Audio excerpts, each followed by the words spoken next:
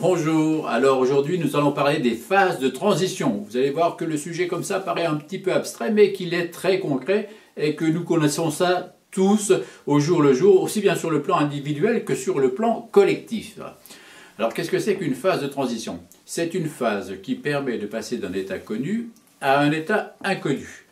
Les causes en général, elles sont générées par des causes qui sont imprévisibles ou dont les conséquences ne sont pas prévisibles.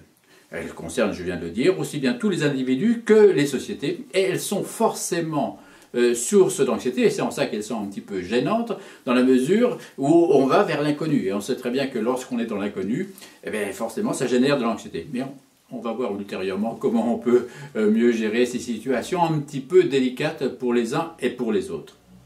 Alors sur le plan individuel, c'est quoi ces phases de transition? Il y a deux types de phases de transition sur le plan individuel, endogène et exogène. Phase de transition endogène. J'en ai déjà parlé dans d'autres chroniques, souvenez-vous.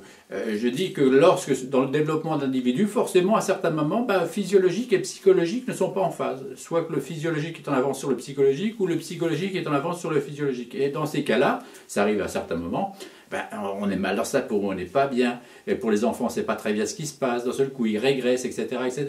Donc là, c'est des phases de transition endogènes qui sont liées à, justement, une inadéquation entre le physiologique et le psychologique.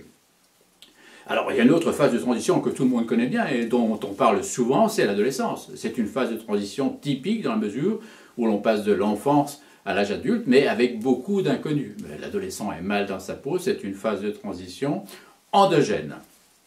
Alors, il y a les phases de transition exogènes maintenant sur le plan individuel, c'est-à-dire qui sont liées aux événements, qui sont liées au développement, ce qu'on appelle le développement épigénétique. C'est quoi? Ça peut être un déménagement, ça peut être un deuil, ça peut être une maladie, ça peut être autre chose. Effectivement, tous ces événements-là génèrent des phases de transition. On est obligé de s'adapter ou de se réadapter à une situation que l'on ne maîtrise pas. Alors, on y arrive petit à petit, mais dans l'immédiat, c'est très déstabilisant, c'est source d'anxiété. Alors, sur le plan collectif aussi, on connaît des phases de transition. Typiquement, en ce moment, on connaît une phase de transition sur le plan sociétal. Pourquoi? Il y a eu une immixtion, il y a 10 ou 15 ans, du numérique avec toutes les conséquences des réseaux sociaux et autres, qu'on ne maîtrise pas bien pour l'instant. Le changement climatique, là aussi, qui est assez brutal, donc on ne maîtrise pas toutes les données de ce changement climatique. Il y a la mondialisation. Voilà, ces événements-là qui sont assez brutaux, d'une certaine façon, et qui étaient imprévisibles, ou dont les conséquences ne sont pas prévisibles, créent ce qu'on appelle une phase de transition plus ou moins anxiogène.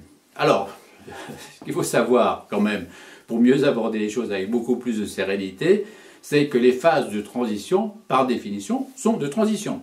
C'est-à-dire qu'elles ne durent pas. Alors, la durée peut être plus ou moins importante, suivant la nature effectivement, des événements qui ont créé cette phase de transition, suivant les individus aussi, suivant les sociétés également, ça peut être plus ou moins long, mais de toute façon, elle se termine, et petit à petit, on arrive à trouver des éléments de maîtrise, on arrive à trouver des éléments où on n'est plus dans le subi, on est dans l'agi et dans la mainmise où l'on maîtrise davantage les choses. Donc on va vers plus de sérénité dans la mesure où on est plus dans du connu.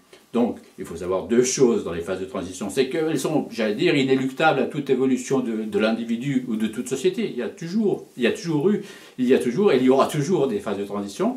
Qu'elles ne durent pas, ces phases de transition, et qu'en sachant qu'elles existent, que petit à petit on arrive à maîtriser les éléments et que petit à petit on arrive à retrouver un petit peu plus de sérénité. Voilà, c'est sur cette réflexion que je vous invite à nous retrouver une autre fois pour d'autres chroniques. Au revoir.